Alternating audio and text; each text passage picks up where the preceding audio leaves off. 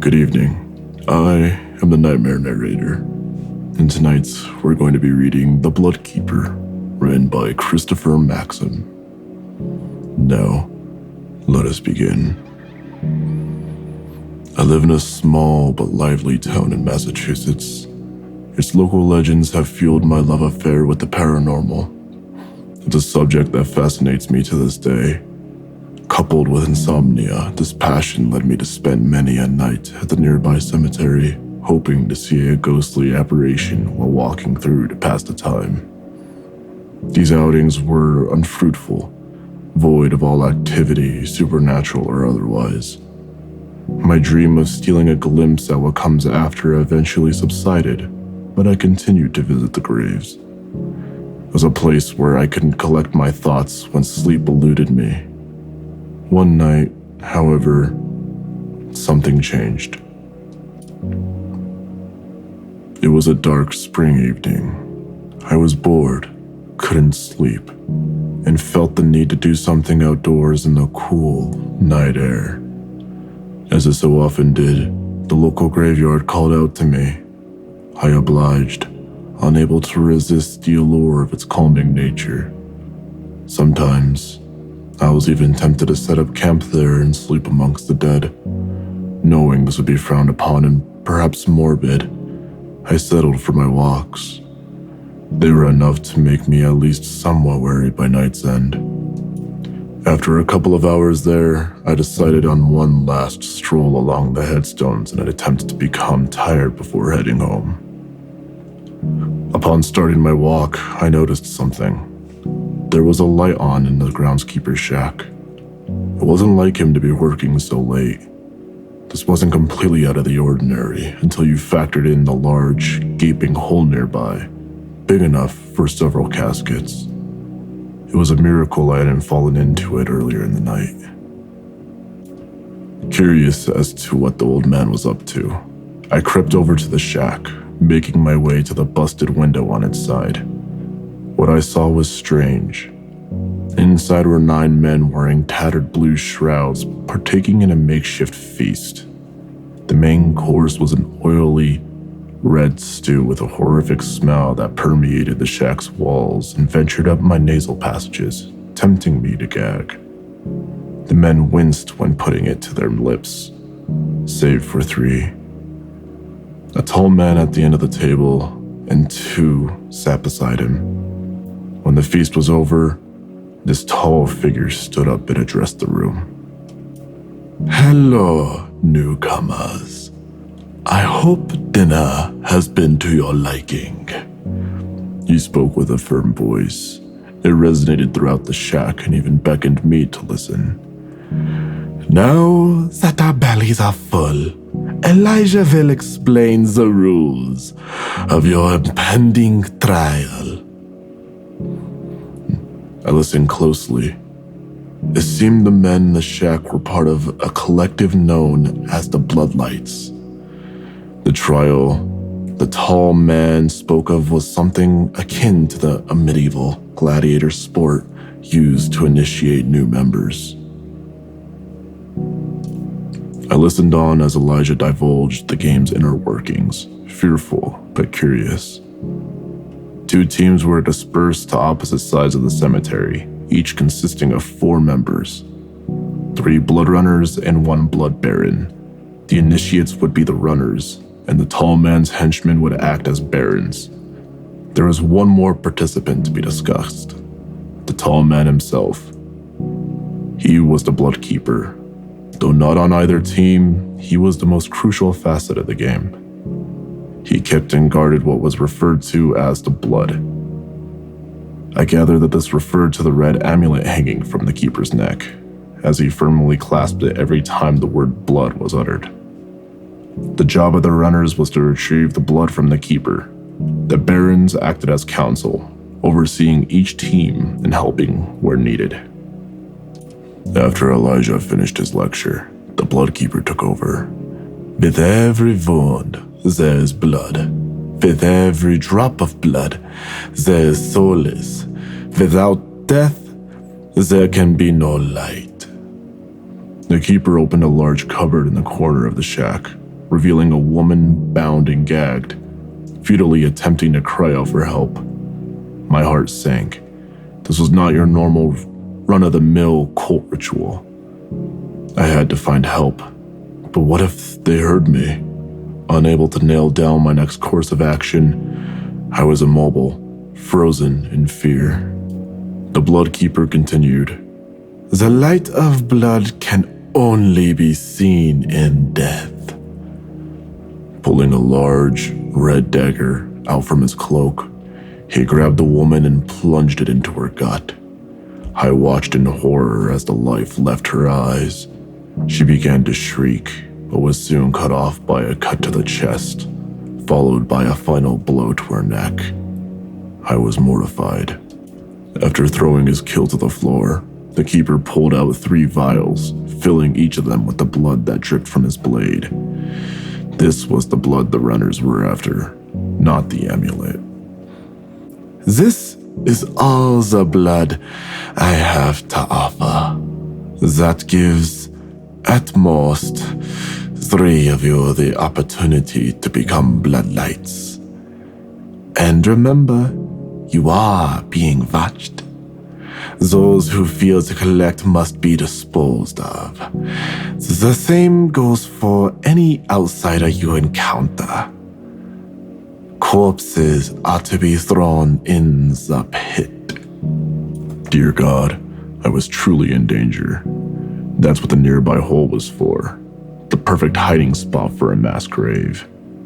You must stop at nothing to obtain one of these vials.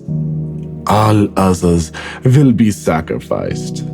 Your thirst for blood must be as strong as your will to live. The men exited the shack to begin the trial. I scurried silently to the wooden part of the graveyard and hid behind a large tree, not wanting to end up like that poor woman.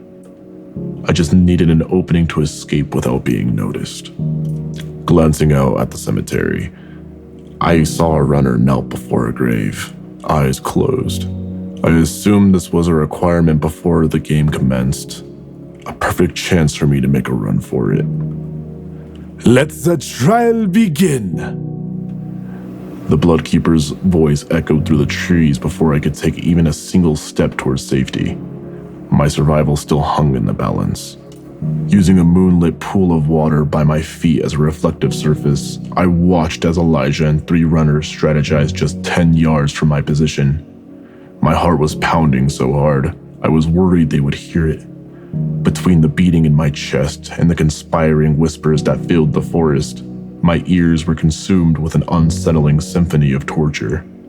Just when I couldn't bear another moment, silence cut through the brisk night air like the Keeper's dagger piercing that woman's skin. A chill then burrowed into my spine. The puddle's reflection bore no cloaked figures. Peering out from behind the tree confirmed that they were gone, or at least nowhere to be seen. This was my chance. Looking off into the distance, I saw a tomb by the main road, maybe 100 yards away. It would provide the perfect cover to escape towards civilization, but there was no way I could waltz over there without being seen. The woods wrapped around the cemetery, so running from tree to tree would strengthen my odds of survival. I took a deep breath and braced myself.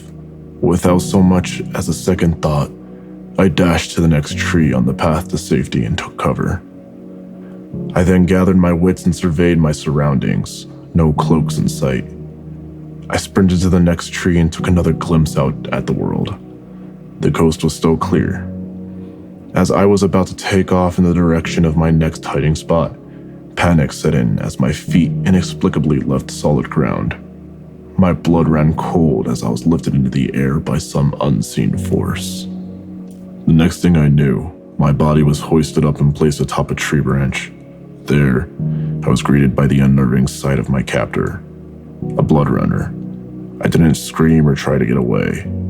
It would be no use. I sat there in terror and exhaled what I thought would be my last breath. Instead of gutting me, the man spoke. "What's your name?" I was too shocked to respond. "Come on now, Who are you? He spoke clearer this time, revealing a slight English accent. Look, I noticed you at the window over there, eavesdropping. If I wanted you dead, I could have killed you then. I want you to help me.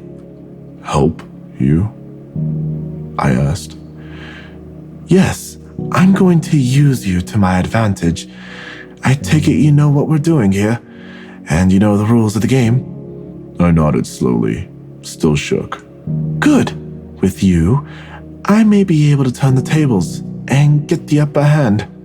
I was frightened, but I calmed down enough to focus on the runner's plan. See that tomb over there? That's where the Bloodkeeper is.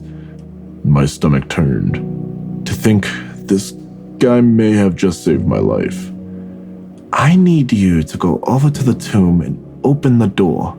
Slowly. The Bloodkeeper will surely take a swing at you. Just as he's about to end your life, I'll swoop in and end his. But why? I asked. That's not part of the game. Right you are.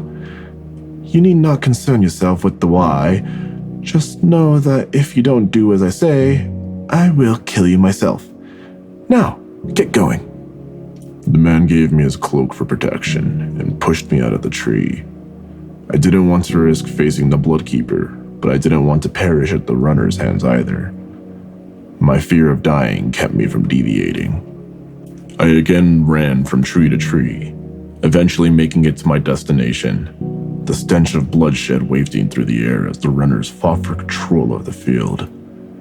With my back pressed to the cold, aged stone, the pull to escape grew. The main road was within reach, but the thought quickly subsided. I was far too worried the Englishman would catch up with me and take his price. He was able to climb a tree and lift my weight into it without a sound. It was clear he possessed the agility and stealth needed to take me by surprise during a haphazard run for the hills. I sighed in defeat, knowing that, one way or another, I would probably die that night. Mustering up every bit of courage I had left, I crept around the tomb and faced its door. My shaking hands reached for the rusted handle and pulled it towards me. Before its hinges could even creak at the motion, the door burst open, pushed from within. The force knocked me over, my head connecting with the unforgiving ground. The moments that came after remained fuzzy. The Bloodkeeper towered over me, half of his body in shadow, the other soaked in moonlight. A vision of death there to steal the blood from my racing heart. My eyes grew wary and shut for an instant before opening to see another figure. I couldn't make out who was who in my dazed state, but one attacked the other, completely overpowering them. The prey in the scuffle fell to his knees before landing face first into the cold cemetery soil. The familiar sound of metal colliding with flesh rang through the air as the victor saw to it that the job was done. I prayed it was the Bloodkeeper being torn apart. Otherwise, I was a goner. My eyes shut again before unconsciousness finally took hold. Hey, are you all right? I heard an old man's voice as I came to. Are you okay? I opened my eyes to see who it was.